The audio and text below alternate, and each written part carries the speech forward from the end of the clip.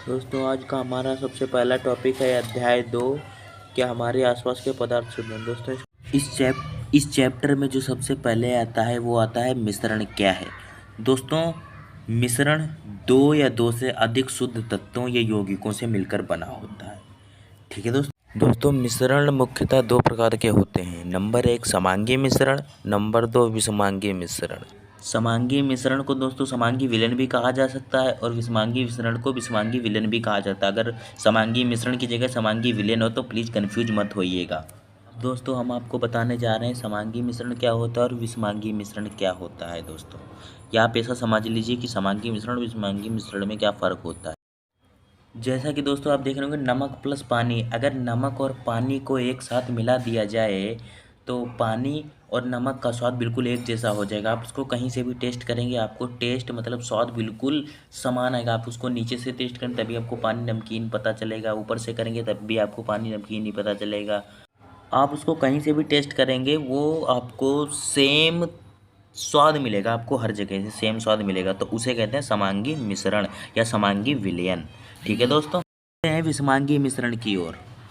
अगर दोस्तों मिट्टी और पानी को एक साथ मिला दिया जाए तो मिट्टी किसी भी पात्र की सतह में बिल्कुल नीचे बैठ जाएगी और उसे अगर किसी भी जगह से अगर आप टेस्ट करते हैं तो उसका स्वाद अलग ही आपको मिलेगा। तो इसे कहते हैं विषमांगी मिश्रण। जो समान अवस्था में ना मिल पाए उसे विषमांगी मिश्रण कहते हैं। मुझे आशा है कि दोस्तों इतना आपको समझ में आ गया होगा। अगर आपको समझ में आया तो प्लीज़ लाइक कर दीजिएगा। जो चल अब आगे की ओर बढ़ते हैं। जो अगला प्रश्न है वो है दोस्तों विलयन। सबसे पहली बात आती है दोस्तों कि विलयन आखिर है क्या। विलयन दो या दो से अधिक पदार्थों का समांगी मिश्रण है। आप प्रतिदिन बहुत प्रकार की विलयनों को देखते होंगे, जैसे नींबू जल। नींबू और जल को अगर आपस में मिला देते हो तो वो भी एक विलयन बन है। तो दोस्तों अगर नींबू जल ये भी एक विलेन है, लेकिन ये एक समांगी विलेन है। मैंने आपको पिछली बार में बताया हुआ है कि इसमें विलेन क्या है। विलेन दो या दो से अधिक, आपने जो समांगी विलेन बनाए थे पिछली बार, वो जब दो समांगी विलेन मिलकर के बनाते हैं विलेन को, एक को कहते हैं विलय और दूसरे को कहते हैं विलायक। जब विलय और विलायक मिलकर के ही एक विलेन बनाते हैं तो सोडा जल और सोडा जल को भी अगर आप मिलाते हो तो वो भी एक समांगी विलेन ही होगा, क्योंकि अगर सोडा और जल को आपस में मिलाते हो तो उसको अगर कहीं से भी टेस्ट करोगे वो आपस में मिल जाएंगे। समांगी मिश्रण या विलेन का यही एक अर्थ होता है कि जो जिन चीज़ों को आप मिला रहे हो वो आपस में घुल जानी चाहिए, बस वही हो जाता है समांगी मिश्रण। और जब दो समांगी मिश्रण मिलकर के बनते हैं तो वो बनता है एक विलयन।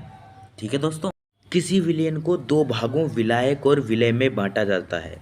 दोस्तों आप जब विलय और विलायक मिलकर के विलयन बन सकते हैं तो विलयन को विलय और विलायक में बांटा भी जा सकता है।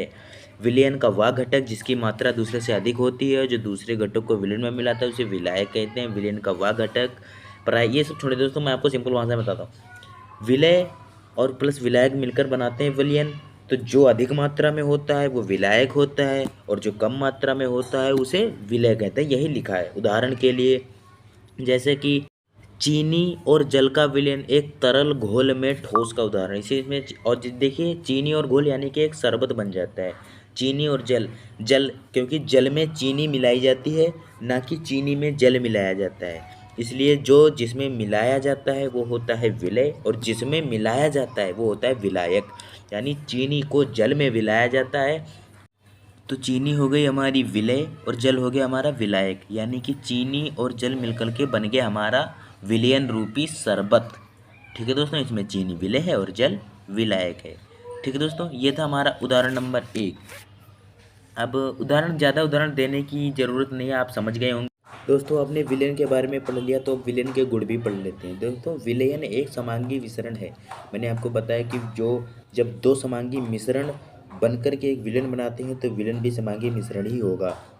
दोस्तों विलयन के कण जो व्यास में बताए जाते हैं वो 1 नैनोमीटर से भी छोटे होते हैं। 1 नैनोमीटर बराबर 10⁻⁹ मीटर, इसलिए इसे आँख से नहीं देखे जा सकते। अगर ये 1 नैनोमीटर से बड़े होते तो हमें दिख जाते हैं। वो कौन से बड़े होते हैं, वो होते हैं मिट्टी के कण। मिट्टी के कण 1 नैनोमीटर से ज़्यादा बड़े होते हैं, इसलिए हमें उसे पानी में मिलाने पर भी हमें अलग ही दिखाई देते हैं और ये छोटे होने के कारण हमें नहीं दिखाई देते। अपने छोटे आकार के कारण विलेन के कण गुजर रही प्रकाश की किरण को फैलाते नहीं। दोस्तों, अगर इनका आकार बड़ा होता तो ये जो प्रकाश की किरणें गुजरती हुई दिखाई देती हैं वो फैलाते नहीं हैं इनको, यानी कि इनका छोटे कण हैं। अगर ये बड़े कण होते तो प्रकाश की किरणों को फैला देते। आप खुद सोचिए कि अगर किसी रास्ते में एक बड़ा पत्थर पड़ा हो, वो आदमी उसे हटा ना पाए तो वो रास्ता बदल लेता है, यानी कि वो फैल जाता है, अपने रास्ते को फैला लेता है, रास्ता ही बदल लेता है। तो इसलिए विलेन में प्रकाश का मार्ग दिखाई नहीं देता। अगर ये कण बड़े होते तो विलेन में भी प्रकाश का मार्ग दिखाई देता। ठीक है दोस्तों, विलेन का मार्ग, हाँ। छानने की विधि द्वारा विलेन के कणों को विलेन में से पृथक नहीं किया जा सकता है। इसका मतलब यह है दोस्तों कि अगर शरबत में से चीनी को निकालने को कहा जाए तो उसे आप निकाल नहीं सकते। उसे किसी भी, अगर आप उसे छानने की कोशिश करेंगे तो भी शरबत पूरा का पूरा निकल जाएगा, उसमें चीनी आपको नहीं मिलेगी।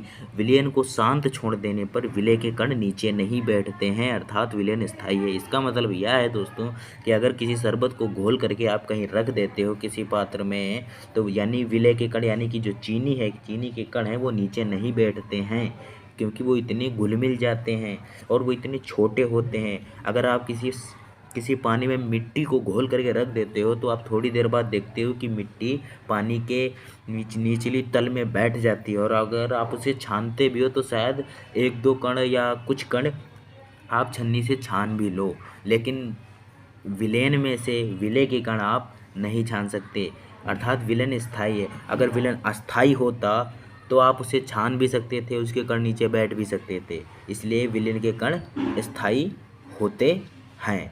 ठीक है दोस्तों, आशा है दोस्तों आपको वीडियो अच्छा लगा होगा। अगर वीडियो अच्छा लगा है तो प्लीज़ वीडियो को लाइक, कमेंट, शेयर करो, चैनल को सब्सक्राइब करें। मैं ऐसे ही दमदार समझदार वीडियो आपके लिए लेकर आता रहूँगा।